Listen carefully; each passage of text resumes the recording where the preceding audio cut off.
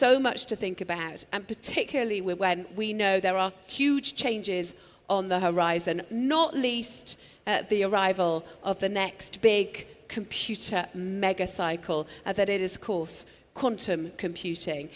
It has unparalleled processing power and is set to revolutionize AI. It enables faster data analysis, precise pattern recognition, and really innovative problem solving across industries. I mean, the opportunities really are vast. It's very difficult, actually, to understand the potential ahead, but there are real prospects for this technology to help solve many of the world's most pressing issues and problems at scale. How close is this technology? Well, the panel is going to dive deep into this, and we have 1,000 speakers here at LEAP, including at DeepFest, and I can say that coming onto the panel now are some of the most innovative minds out there. So please do welcome to start this debate Ariel Wallano, who is Managing Director of FinServe Experts. He's going to lead this panel, so please do give Ariel and his panelists a warm round of applause.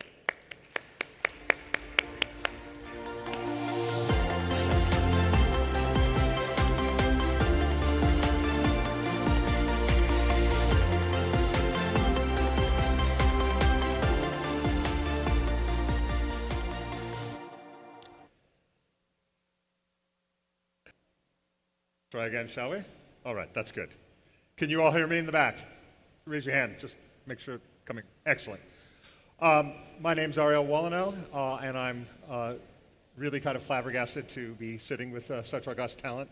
I'd like to start by asking each of you to introduce yourselves to the audience and just talk a little bit about why the topic that we're talking about, which is the intersection between quantum and AI, is important and relevant to what you do.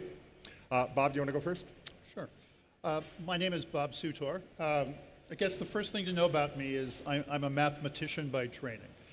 And that tends to be the way I look at the world in terms of... Bob, get your mic a little bit closer. Did we slide down? All right.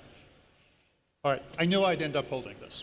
I'm Bob Sutor. I'm a mathematician by training. Spent many years at IBM. I was head of the Mathematical Sciences Department. Also spent about 6 years in IBM Quantum as an executive. They do, as you may know, superconducting quantum computing. Spent 2 years with Inflection doing neutral atom quantum computing, atomic clocks, sensing, all sorts of things. And the last year I've been looking across the industry. My interest, well, is my background there. I've written a book. The second edition of my Dancing with Qubits came out about 11 months ago. And in the second edition, I finally did a chapter on quantum and AI.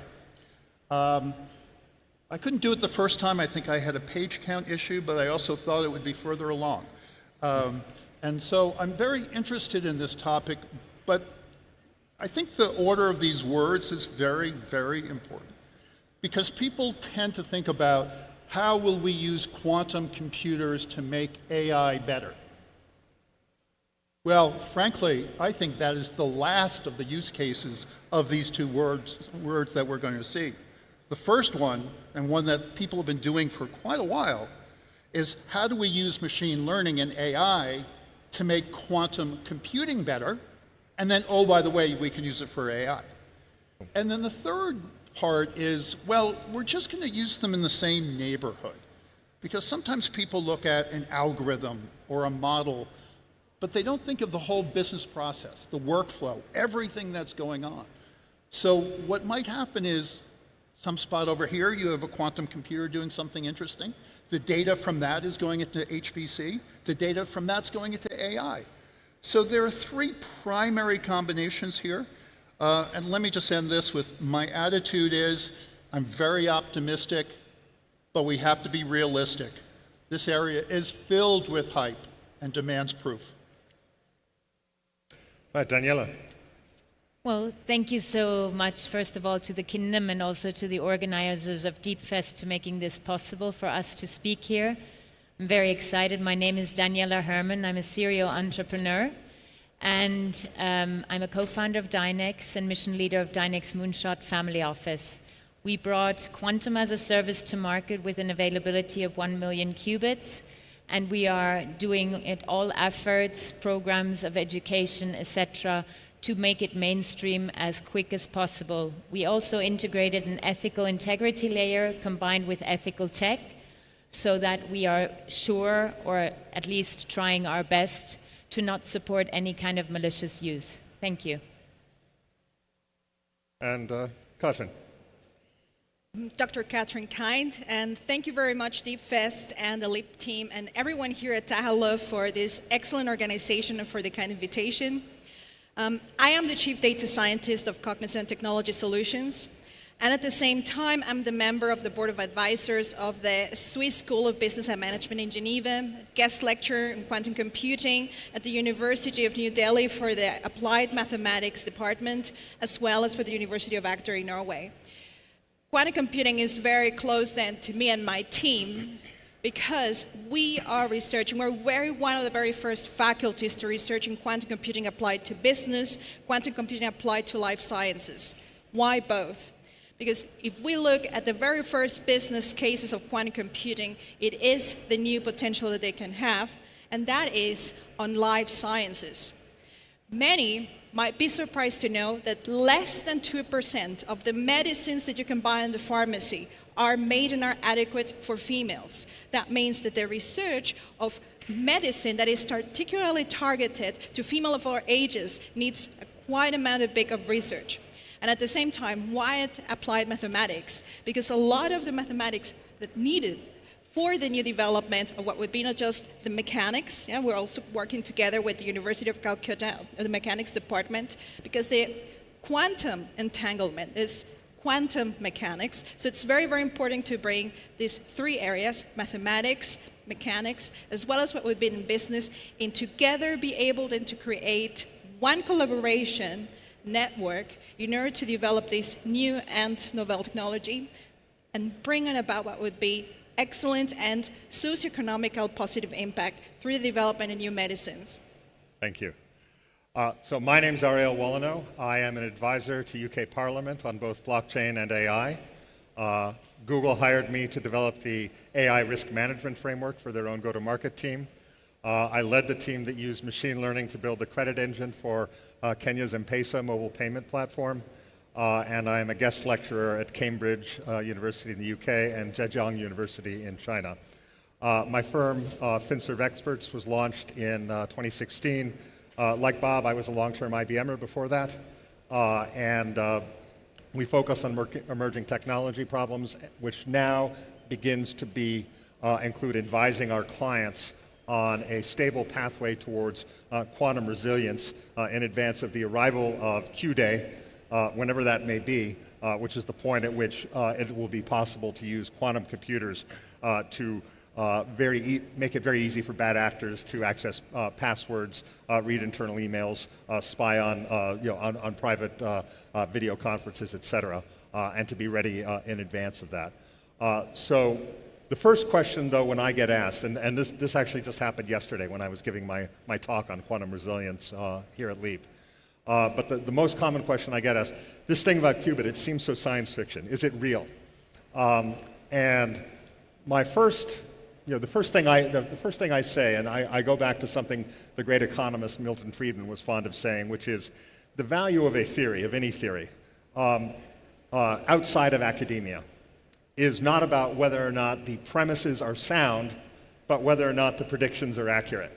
So if somebody is standing up a quantum computer, could be IBM, could be Dynex, could be anybody, we don't actually have to know, it's nice to know, or we're all intellectually curious, we don't have to know whether qubits exist, because it's a very hard idea to get your head around. What we have to know is, does the capabilities that all the hype is talking about, are they real? Can we really solve problems that classical computers, even very powerful supercomputers, cannot solve in a reasonable amount of time?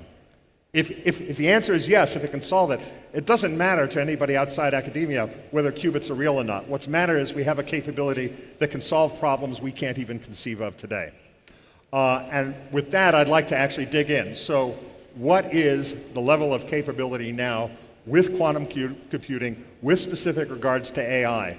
What can we actually do now, right now?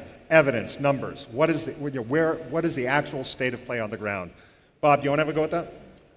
Sure. And let me start by talking about the landscape of. I'm going to have trouble with this all day. Let me start by talking about the landscape of quantum computer manufacturers. Now, these are real quantum computers, right, with real quantum effects. Now, at the moment, an interesting and important area is actually simulating quantum computers classically. But this is not actually the future of quantum computing, right? We're going to rely on these big systems, and you've probably heard some of the big names, such as IBM and Google and Microsoft are working on this. They're not the only ones. There are, by my count this morning, 70 different companies around the world making quantum computers, honest to goodness quantum computers. So 70. That is too many. If you think of any technology we have today, if you think of the chips in your laptops and your phones, the number is not 70. The number is, let's be generous, a dozen, right? You've got companies like Qualcomm, you have ARM and the derivatives, you have Intel, you have AMD and so forth and things like this. So somewhere along the line, we're going to have to go from these 70 companies that make quantum computers using 10 different methods, right? There's not one. The way, for example, that IBM makes quantum computers is very, very different from, let's say, an IonQ, another public company that does this. Now, they each have great promises, and they'll each show you these stats, which are better than those stats, but don't look at these stats because they're not quite as good as those stats. And so quantum computing, on one hand, the science, the engineering, is very, very hard. But it's also very, very hard to understand the relative quality of them and how quickly they will develop. So you have people, several weeks ago, the CEO of NVIDIA said that, well, quantum computing was going to take 15 to 30 years. And then the three public companies, their stock just dropped tremendously. Now, their stock had risen very strangely over the previous month, so it was an odd effect, nevertheless. But then we had other people piling on, saying, well, quantum computing can't take that long because we need it sooner. Well, science doesn't really respond to the we need it sooner argument to actually develop these. So the fact is we don't quite know when we will have real quantum computers, right? At scale, meaning tens of thousands, hundreds of thousands of qubits, that will then be able to do interesting AI problems in particular. Because real quantum computers load data, load information very, very slowly. So all these things you hear about quantum computers being able to process petabytes of information, well, somebody heard something that their cousin's brother said once at a party, right? But that's not actually backed up by any science there. So there's a combination of technologies that will come along. We're very motivated. AI is a great use case for this, but I think we'll see chemistry first. I think we'll see lithium batteries come out of quantum computers, but this research is essential, whatever it's for, AI, is to drive the development of the hardware. No, I think that's right. The underlying thing across these 70 companies, creating qubits is hard. Most of the methods require instantiating very extreme and unstable environments, and the qubits require that those environments be stable. But as hard as it is to create a qubit, it's even harder to measure it. And the best way of understanding that is a letter that was written to Albert Einstein in the 1930s, a term you probably all know called Schrodinger's cat. The moment you open the box to see whether the cat is alive or dead, that special state where the cat is gone. Okay, and it's true with qubits. When you try to measure them, they can sometimes lose their state of what's called superposition. So that is the challenge that a lot of the designers are facing. Creating the qubits is hard, measuring them is harder. Kathrin, Daniela, do you want to add anything on this sort of industry survey? That's why I was mentioning that it's very important to work as a collaboration.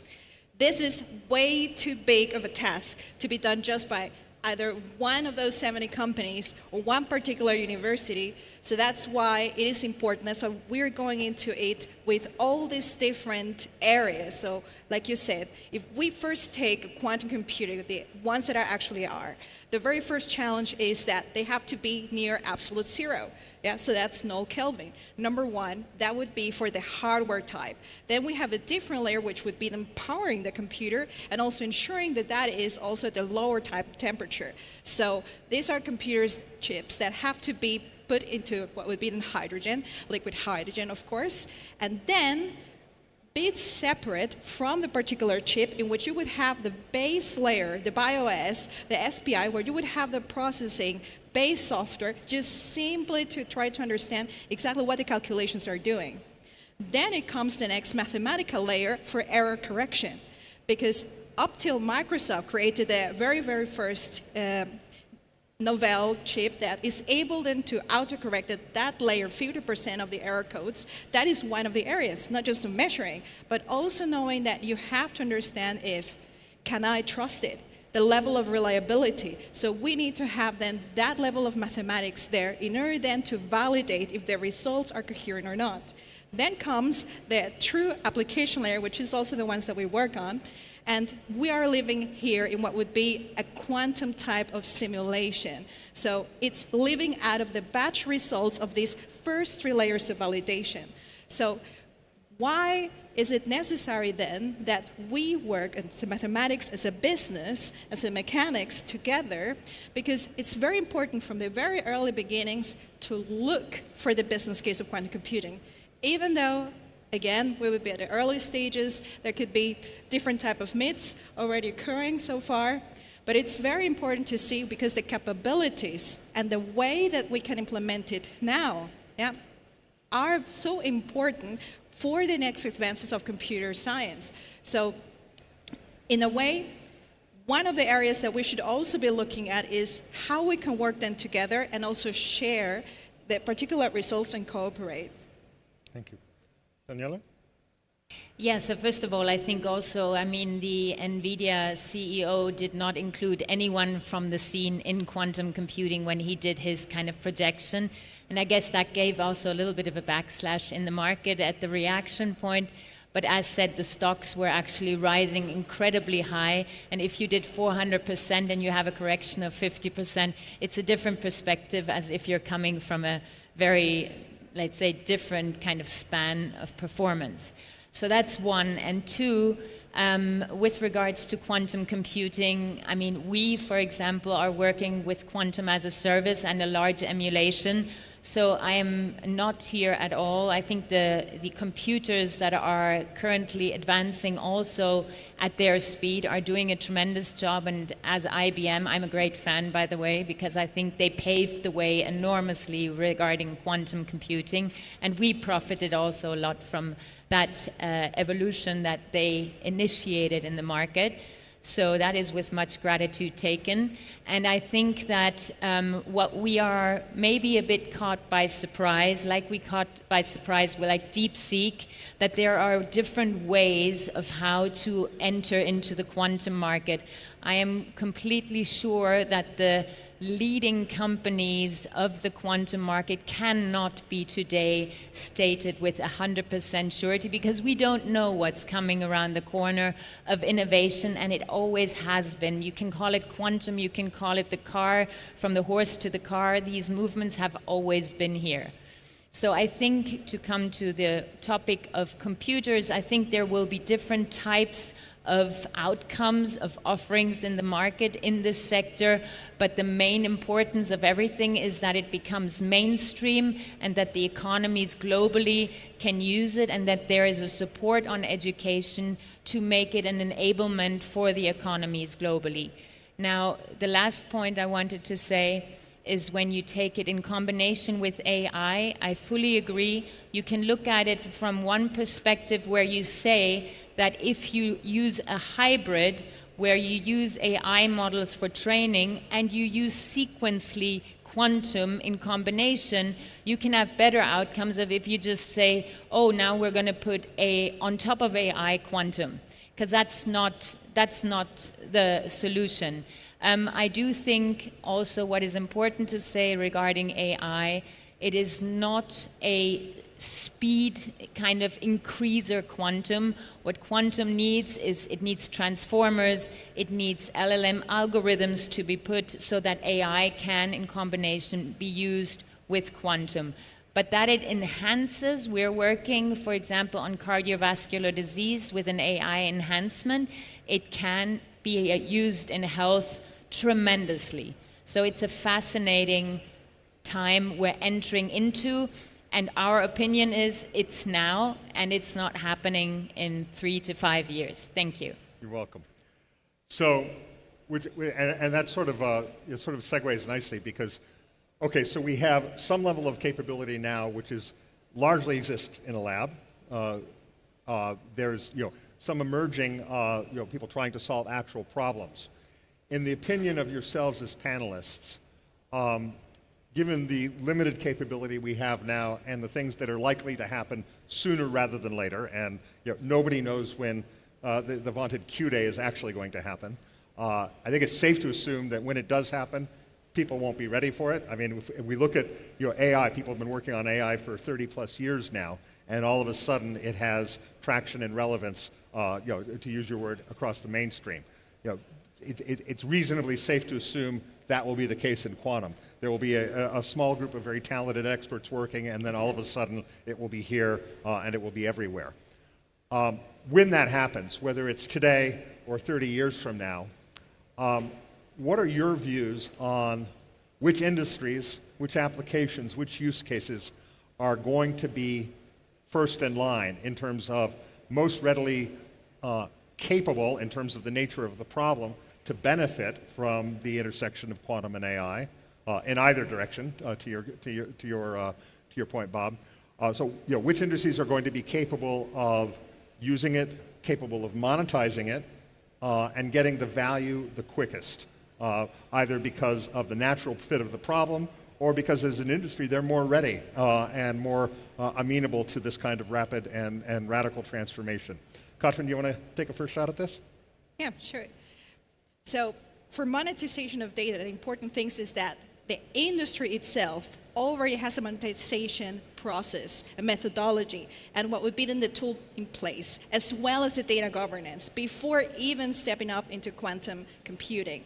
So if we look at the use for that, the first three that would be the ones that would be benefit right now. That would be number one, cryptography. So any industry that is depending on the data protection, be it on the military, be it of course then on the medical industry, be it on banking and finance and insurance, and there's so many big threats coming up through the use of generative AI for bad. Yeah, for example, deep fakes, or what would be then fake news. It's so easy right now for any Cryptskitty to download a particular model from what would be Hugging Face or GitHub and pretend to be someone else online while having, for example, a video conference conversation. So what would be the most important thing? It would be to create the algorithms to identify, is this real or is this fake? Which is one of the biggest challenges that we have right now. The same thing what would be then on cybersecurity. The cybersecurity industry would be able to create new mathematics that would be so complex that would be deemed unhackable, which is now one of the main problems that we're dealing with, that there would be, for political powers or not so positive powers, there are cyber hacks happening all around the world. So in this case, then the cryptography industry would have the main and most important benefits, and of course banking and anywhere where your data must be protected. And then, as I already mentioned before, it would be also then in life sciences. There is just so much that through the potential that quantum computing has of bringing about complex data systems, now multi-agents running in parallel, bringing what would be M+M possibilities, we would be able to do research for good within days or weeks instead of months or years. Bob, anything you want? Sure, and Let me ask and then answer a basic question as it relates to use cases, which is, why do we care about quantum for AI at all? I mean, isn't just regular AI fine, right? Why do we need this quantum thing just because it's there, right? Well, one of the main reasons is that when you think of machine learning, that part of AI, its main job is to find patterns, right? To find patterns in data, and then do something interesting with it, right? So if you're talking about generational AI, you find patterns in, let's say, in text as one example, and then you can generate new text from that in some way. So it comes down to this very basic question of how good are we at finding the patterns in the first place? And this is the training process. Now, the quantum computing model is not just like a supercharged way we do computing today. It's absolutely, completely different. As an example, let's say I have some data, some information, and it's in quantum form. And Ariel, I want to give it to you. I want to give you a copy of my data. Thank you. Well, unfortunately, when I give it to you, it destroys my copy. It's impossible to copy quantum information. Okay, well, this is a little problem, all right? Which means like databases don't work, and neural networks, they don't work either, by the way, anymore. But we do have these other types of things like entanglement. You mentioned superposition, all these fancy words we always mention here. And because the model is so different, maybe we can find new patterns that we couldn't find classically. Or we can use this different machinery to find the old patterns faster, if you will. Now, moreover, I said before that loading classical data into a quantum computer is hard. So for a lot of these applications, you're not going to take gigabytes and put it in a quantum computer. But if you are getting this from, let's say, medical sensors that are quantum, right? That's great. That's quantum data. So we can do quantum AI on information that's coming from quantum sensors, from bio, from medical, from planes traveling, planes traveling, rotation speeds, all these sorts of things. So I think as we open up the world and we think of quantum networking and quantum communications beyond this, this is where the quantum and AI thing is really going to shine. And Daniela. Yeah, so there are, different perspectives in quantum always, but I do think one thing is clear: it will shift industries. And I think in healthcare we will experience enormous advancement. We will also be able to use, we're doing it, AI enhancement, for example, for cardiovascular disease. And as you say, we need to put machines in between, because you can't just say, okay, I'm plugging it into AI and now it's going to work faster and better and smoother. It's really something that needs to be put, be it a transformer in between, be it LLM algorithms that need to be adapted to make these two worlds sing. And I also agree that it's not just you have to now shift it to quantum, by all means if you can. It's, at the end of the day, it needs a good hybrid solution of the two worlds, because some stuff in classical AI with classical training is much better than using it straightforward with quantum, right? So there will be quantum use cases. Use cases are in the automotive industry. Use cases will be, now where do we quickly monetize? I do think my friends in the financial sector, I'm a former investment banker myself, so I know they have a lot of fun with quantum, right? Because you have on D-Wave, for example, there have been trade optimization instruments already developed, and they will develop more on that. So I think from a monetization, they will probably be very fast. MIT has given out an index where JP Morgan currently is leading with using quantum on the level that they have. And in the automotive, it's Volkswagen right now. Thank you. Thanks. I'm actually going to offer my own point of view on this. I agree that both life sciences and financial services will be amongst the fastest to come up with real-world applications and to monetize the quantum AI capabilities. But there's an industry sector that's going to be faster. Okay? If we look at every major technological revolution in our collective professional lifetime, the internet itself, mobile, IoT, blockchain, AI, okay? In every single case, there's the sector that is first, the first adopter is an industry sector we don't like to talk about for obvious reasons, which is criminal enterprise. Per the World Bank, criminal enterprise is about a $1.3 trillion industry sector. And they have a natural first mover advantage. They don't care about governance. They don't worry about compliance. They often don't worry very much about making their customers happy. So they have a natural first mover advantage, and they exploit that. The scam artists are the first or amongst the first movers in any new technology, and there's no reason to assume it will be any different with quantum computing.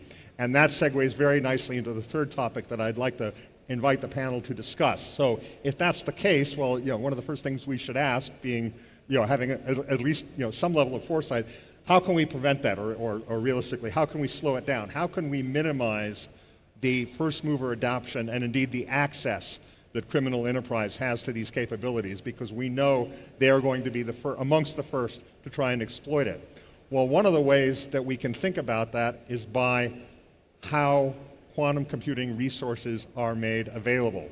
They're expensive, they're at this point quite rare, and most of them require a huge amount of energy and a significant level of infrastructure to stand up and to support.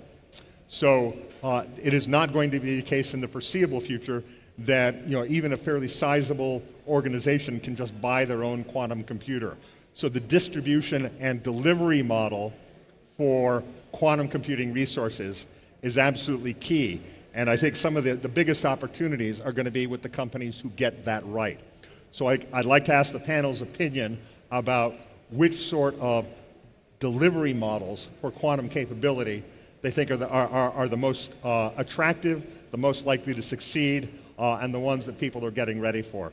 And Daniela, I'd like you to have a first crack at this, if you could. Well, from a delivery model, you mean really use cases? No. I mean, how? So I've got a company, and I think that I have a use case. Doesn't matter what industry, what it is, and I need I think I will benefit by plugging a quantum computer in and solving a problem that I've unable to solve in a reasonable amount of time with a classical computer. I can't afford to just go buy one. How do I go get some quantum computing resource? Yeah, so that was our motivation as such, right? We brought to market a unique architecture of a decentralized GPU network, an own layer 1 blockchain, and we created logically also the emulation on that architecture, if you want. And this has been brought to market in March 2024 and can be used as a subscription model. And you have 4 different levels of subscription, and then you have a customized solution. That is for us also the model we will maintain. We will also develop a chip this year, and we will kind of implant into that system also, into the quantum nodes, the chip, so that you always access the same platform figures, and that will allow you to avoid the costly infrastructure you're speaking of, and will allow also to make quantum computing become more and more mainstream. As a part of that also, we're giving out grants when it comes to universities, so we do educational push into India as well. We've just now launched a book, another textbook on neuromorphic quantum computing, and are teaching currently in India at Sona College Technology neuromorphic quantum computing. And these things are as essential as avoiding that you need 100 million or whatever to build the infrastructure to make use of it. So like this, everyone is actually more and more able to access. Yeah. So, Bob, if you could, I'd like you to go to the next level. So I'm going to be, so right now, if I want to play with quantum simulation, I can log on to Bracket with AWS, or I can go to IBM. There are places I could do that now. Is this as simple as just following the cloud software as a service model, or is there going to be more to it with regards to quantum? I think most quantum computers will be available on the cloud ultimately. And I would say that we used to think that really that was the delivery model. Because in the early days, the quantum computers, if you bought one, it would be very small. And you would look at this and say, 2 years later, why did I spend all this money for this little thing? It's like what you really want is a race car, but what they deliver is a bicycle. And you paid a lot of money for that. Well, if you're on the cloud, you end up getting a race car there. However, the models have started to change, and there's other important element, which is sovereignty. AI sovereignty and quantum sovereignty. And if I can be direct, not everybody wants to buy a quantum computer from somebody in another country. Mm-hmm. So I mentioned the 70 different quantum computing companies. Those are in 18 different countries. Now, some of those are just commercial ventures, but for many of those countries, France, Germany, for example, they want their own quantum computers. They want them built in their country. They want them to run in their country, right?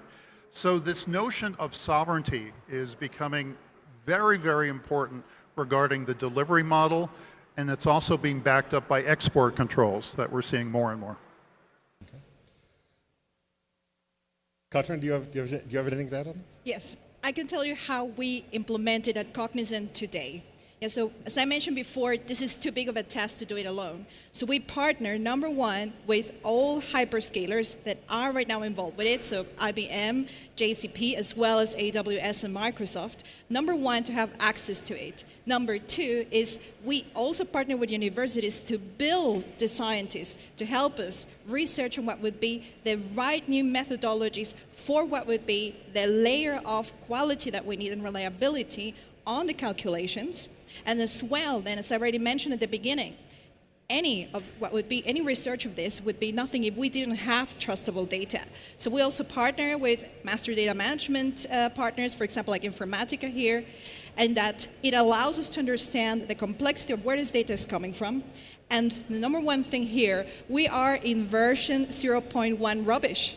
And why is that important to say it? It's not a criticism. It is just that we are generating a lot of what would be unreliable data and reliable data results. So for a delivery model to work, you need to understand, well, how do I process something that's going to bring me to the particularly business case, or if I'm going to use it for government use, in which regulation is not that much of an aspect, still, reliability of those results, it is a need. It's one of the main requirements. So we need to know in which version of hardware, like I said, there's different layers of hardware at quantum computing, as well as with the software, did a particular algorithm result worked. So you need to be able to track it. You need to be able to follow a structured process so that it's reproducible. Like with any type of research, if it's not reproducible, you cannot use it. So, and as you mentioned there at the beginning, because of the state of quantum entanglement that is so difficult to measure, that is the particular main challenge that we have. So part of the delivery model is how do we come up to validate that? How do we come up at least the method and the structure of the process is something you can reproduce if maybe the results might be a bit rubbish. So that is really important to bring that up, that structure in the teams, be it from the research part, the delivery model from the development, as well as with the cooperation. So all of that is very, very important to bring up in what would be then a project. We have a project that we call pods. In every single pod, there is a particular partner, which is the one that's administering the computer. Then the particular engineers and the scientists that are working together in order to bring up what would be the particular use case into the flesh. And then, as well as the quality model and reliability model team that is able then to work together to bring about a useful result. Cool. All right, so I'd like to close out. We've got just about a minute left. In the days before the internet, the networking events, you would often wear a name tag that says, "Hi, my name is Ask Me About." So I'd like to tell you. So if somebody wanted, if you were wearing a thing, what would be say? Ask me about what, Bob? Quantum networking and why it's going to be essential to make any of this work. Okay, Daniela. Ask me about making quantum mainstream and making it a use case for you? Ask me about the business case for quantum computing and AI. Ask me about quantum resilience and making sure that my passwords, my data, my messages, and my emails are safe from quantum attack. Thank you very much. Glad to have you with us on the conversation. Thank you very much.